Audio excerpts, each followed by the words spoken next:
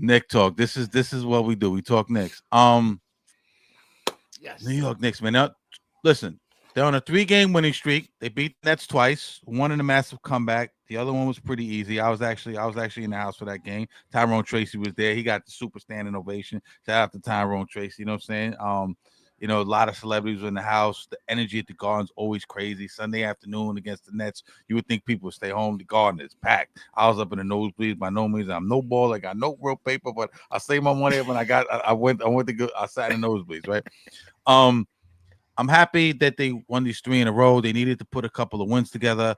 You know, we'll start. I don't want to jump ship or jump out the window, so to speak, but I'm starting to see a little bit of cohesiveness, a little bit of chemistry coming together. The game I went to against the Nets, Jalen Brunson probably had his worst game of the year, but in spots you see him looking good.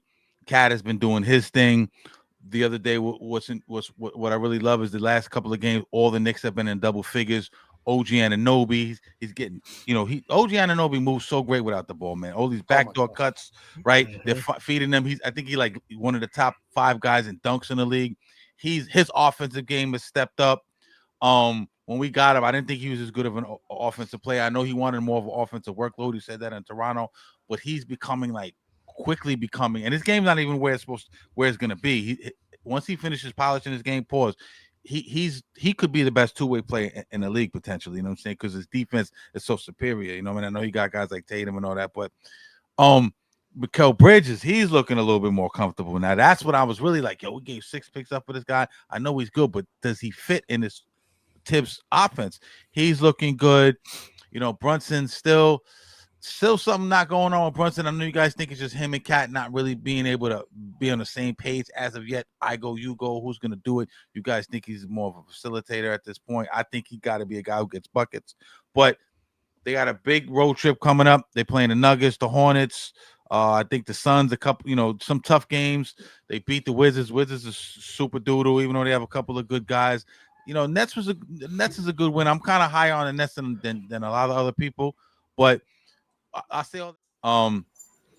Before I hand it to you, I want to say this. You were spot on a couple of weeks back. You talked about their bench.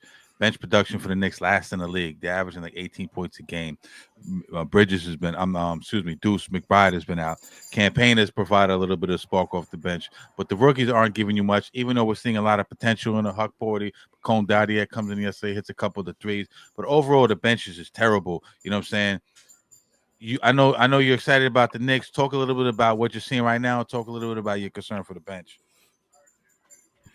I think it's gonna change. I think it's eventually gonna, because I like what I'm seeing from Campaign. And if I like what I'm seeing Yeah. from him, because he's just not going there and just shooting his threes, man. He's finding open people. Like, Ugly he's ass making his fucking yeah. shot. It's just such a weird shot because he even switches Yeah, his yeah, foot. yeah. It's I don't know. Looks It's like like his body's sideways. It's weird and shit. how can you not like swat that shit out, man? Like, but it's Well, yo, real beyond quick, me. you know what they do when he hits a three? They play the Carlito from Carlito's Way. Here come the pain. That shit is fire at the Garden. Man, go ahead. That shit is fire, son. I like it. Yeah, that's just fire. And they play the Yeah. Bridges over when Mikal Bridges scores. This shit is Yeah, fire, yeah. son. Yeah, I don't know. I don't know how I feel about that. That's like this in Queens and They shit, should have man. put the bridge. They should have played Shancy, right? The bridge. Yeah, it's Yeah. Yeah, we're the gonna have to talk bridge. to them about that guy. But yeah, I like what Campaign's doing, and he's getting some extra minutes now that McBride's been out. But I think this is a team that Tibbs wanted to see, right? Even Jericho Sims, man, he's not being so like these last couple of games. And the most important thing was this easy season, this easy three games that we had. These the easy 3 games that we had, right?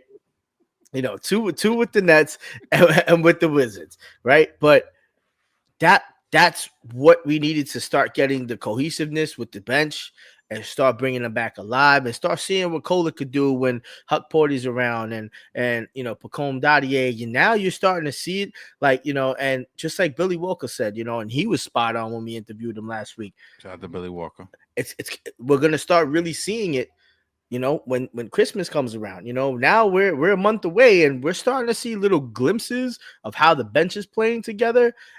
And let's keep it a buck on the Nets game, and we should have destroyed the Nets, but we had our whole second string out there, except for Bridges was out there for a little bit, and we were still making buckets, right? We were still scoring with our second string. That builds confidence. After confidence, you build cohesiveness, and then you find out little nicks and nats of like how who's moving to the basket, and that's what we need from all these guys on that court. And I'm feeling a little bit more, better now. We definitely, but this is how we're gonna be until we get back Mitchell Robinson and then Precious. We're gonna be and we're still missing McBride, so we're gonna be dominant in those key moments. And I would rather have more players to play, or not know who to play. But that's when the good coaching comes in and say, okay, this guy's gonna have to come in here and I need you to defend this guy and I need you to come here because but this is what we need to see. We need to see the future of the Knicks. As Knicks fans, we're tired of seeing what's the future going to hold. Is the future just going to be the starting lineup and that's it, and everybody forgets who else is on the bench because they're really just no names and never worked hard enough and they never got no shine?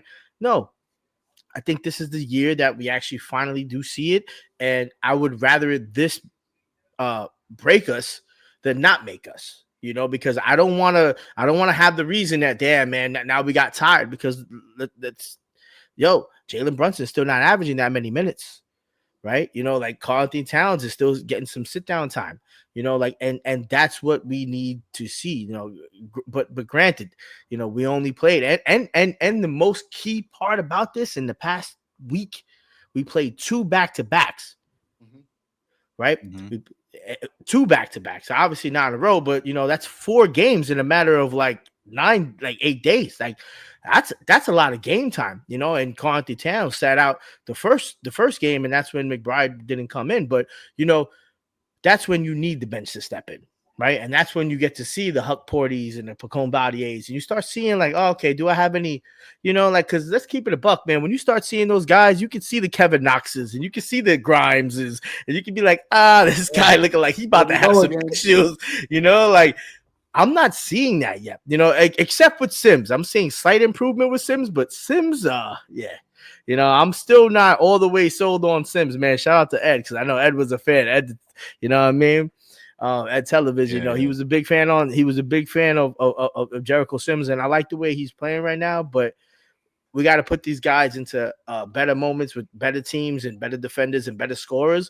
And that's how you're going to really evaluate them. But I'm really liking what I'm seeing so far, to keep it a buck. And I think Jalen Brunson has been on key. I think in the next by Christmas, he's going to be doing what he needs to do with Cat on the floor as well, because right now he is the facilitator. He's averaging what, like in the past like 3 games, he's averaged 11 assists, like all these no look passes to Josh Hart and Yeah. OG, and like you can Shout out to see the Josh ball, Hart. He's like they playing, oh, having a great season. man, Yeah. Josh Hart Yeah. is, oh man, And like and Maybe the top five, top 3 trades in Nick history. Let's be honest with it. that's You know what I'm real. saying? And a lot of shit he does doesn't even show up in the box scores. But Jalen Brunson, Jay, I want to ask you this because Q said, Jalen Brunson as a facilitator.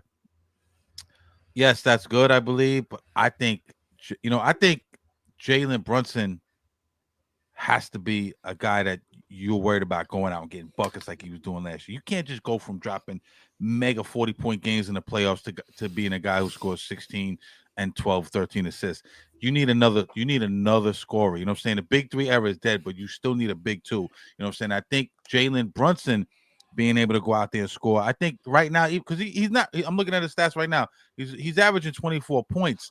You know what I'm saying? But only 2 points behind Karl Anthony Towns. So the scoring is there, so to Still speak. there. But Yeah. I don't know how much of the impact of scoring is there. But I think that takes a lot of pressure off Karl Anthony Towns as well. You know what I'm saying? I think Jalen has to be the guy who's going to get you the big bucket. What do you think?